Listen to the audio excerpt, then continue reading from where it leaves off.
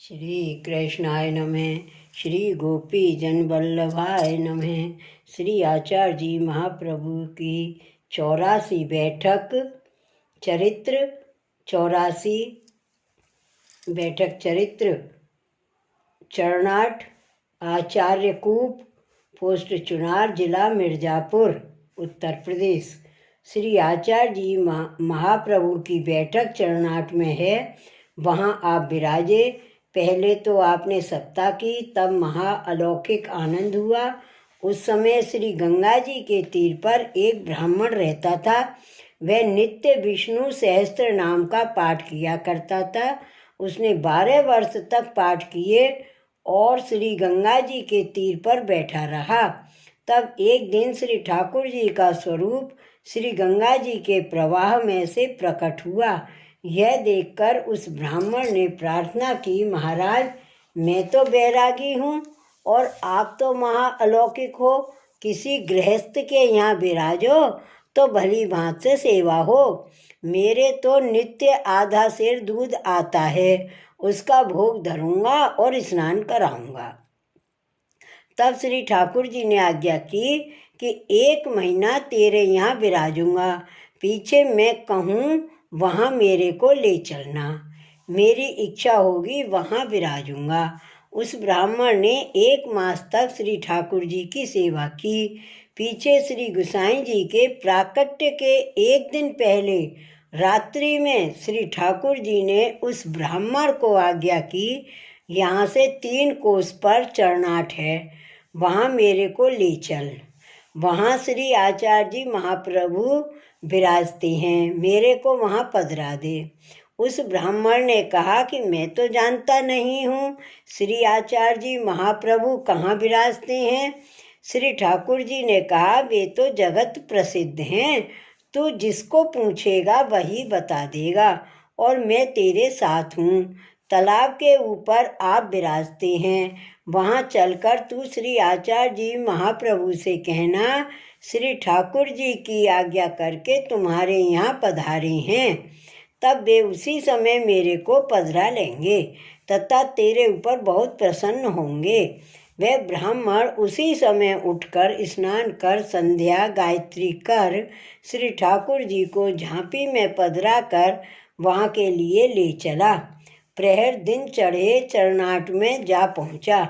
वहाँ जाकर श्री आचार्य जी को साष्टांग दंडवत कर विनती की, महाराज, छोटे मुँह बड़ी बात है, वह कहीं नहीं जा रही है। तब आपने आज्ञा की, तू कह तो सही। उस ब्राह्मण ने कहा, महाराज, श्री ठाकुर जी ने आपके यहाँ पधराने की आज्ञा की है, आपने कहा कि सुखेन पधराओ। तब उस ब्राह्मण ने झांपी पधरा दी। उस समय आप बहुत प्रसन्न हुए। उस ब्राह्मण का समाधान कर विदा किया।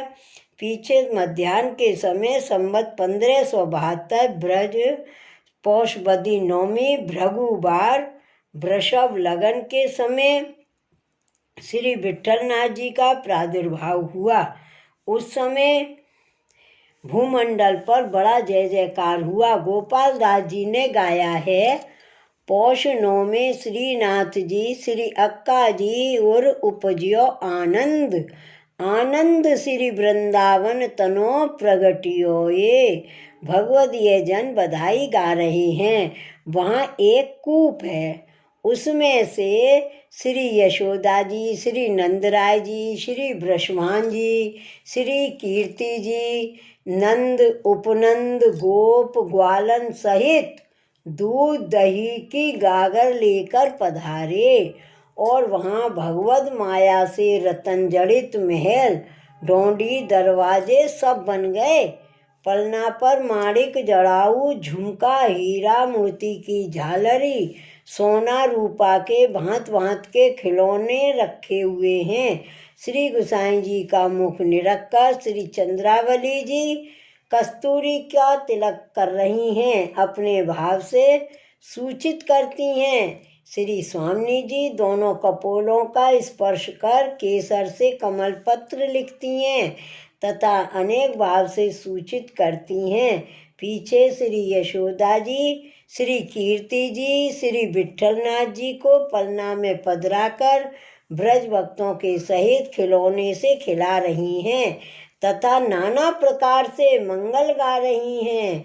इसके पश्चात श्री नंदराय जी श्री ब्रष्वान जी नंद उपनंद श्री महाप्रभु जी के पास गोप ग्वाल सहित वाद्य बजाते हुए आए।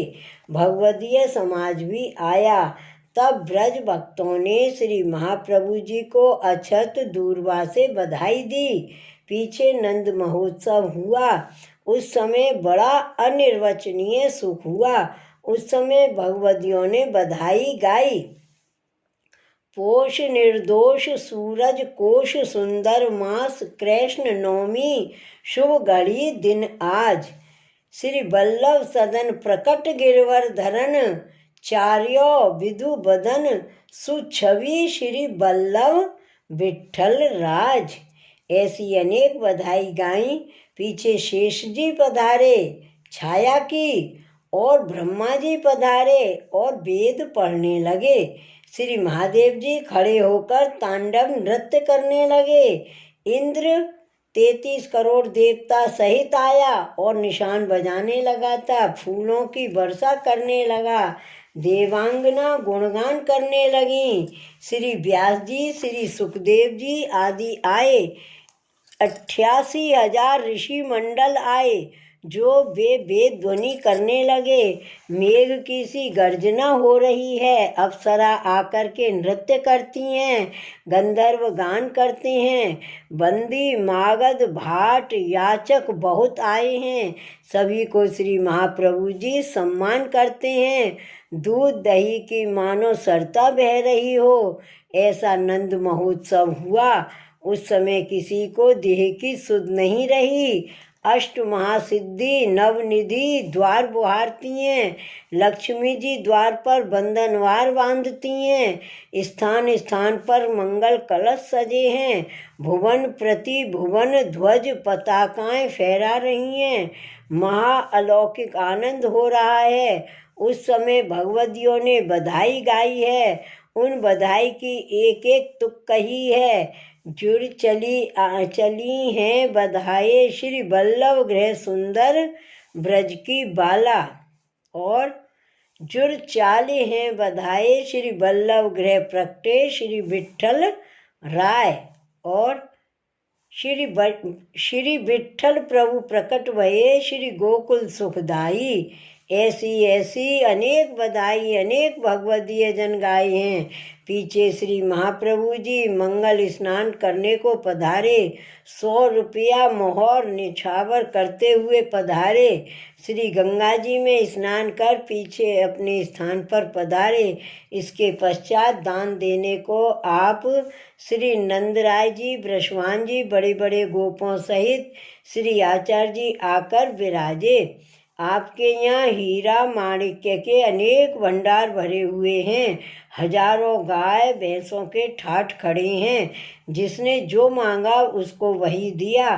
तुरग हस्ती रथ सुखपाल दिए। भंडार सवेरे खोल दिए। बंदीजन सब बैठकर श्री आचार्य जी महाप्रभु का यशगान कर रहे हैं। मागध सूत चारण सिद्ध भाट आदि को मन वांछित दान देते हैं। उस समय कुलगुरु श्री गर्गाचार्य जी आए। उनने श्री गुसाई जी की जन्मपत्री पढ़ी। संवत 1572 ब्रज पौष बदी नौमी भ्रगुवार वृषभ लगन मध्याह्न समय श्री वल्लभ आत्मज श्री विट्ठलनाथ जी का प्रादुर्भाव हुआ। ये अनेक कामनाएं पूर्ण करेंगे। इनके 2 बहूजी होंगी, 7 लालजी होंगे। इनके वंश में सभी पुरुषोत्तम होंगे। ये माया मत का खंडन कर ब्रह्मवाद का स्थापन करेंगे। देवी जीवों का उद्धार करेंगे। तीर्थों को स्नात करेंगे। इनका यश अपार होगा। एक जिव्या से कहाँ तक वर्णन करें। शेष मुख से भी पार नहीं पा सकते हैं। पीछे कुलगुरु श्री महाप्रभु जी से विदा होकर पधारे। इंद्र, व्यास जी, सुखदेव जी, अप्सरा, गंधर्व, ब्राह्मण, महादेव जी सब दंडवत कर अपने अपने धाम को पधारे। शेष जी अपने लोक को पधारे। तब भगवदियों का समाज लेकर आप भीतर पधारे।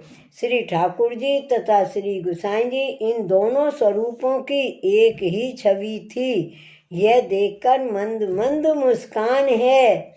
भगवदीय जनों ने गाया है, आनंद फैल्यो चहु देश, छवि ने रखे श्री बल्लभ से, वे कछु मुझसे क्या ये चिताए दो, हसने मेरे मन बसे, तिलक मृग मद छपियो हर खत, कहाँ लो गुण गाइए, कृपाते उछलित निज रस छिपत नाही छिपाइए। इसके पश्चात श्री आचार्य जी ने श्री स्वामी जी तथा चंद्रावली जी, श्री यमुना जी, चतुर्थ युद्धाधिपति और ब्रज भक्त इन सभी को सब प्रकार से सम्मान कर मंदिर के भीतर पधराए। इसके बाद श्री आचार्य जी महाप्रभु ने श्री गुसाई जी को पालने में झुलाया। उस समय बड़ा अनिर्वचनीय सुख हुआ। उस समय ब्रज भक्त तन मन धन वारते हैं, पीछे श्री गुसाई जी के तिलक कर आरती वारते हैं। उस समय श्री गुसाई जी हाव भाव करते हैं, ब्रज भक्तों को कटाक्ष कर भाव से संबोधन करते हैं।